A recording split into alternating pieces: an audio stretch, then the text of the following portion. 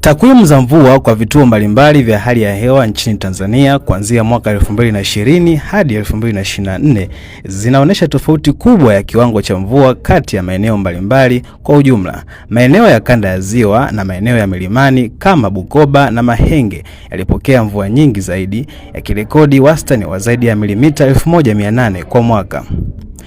Bukoba iliongoza kwa wastani wa milimita 2092.1, ikionyesha hali ya unyevunyevu mkubwa na mvua za kutosha kwa shughuli za kilimo.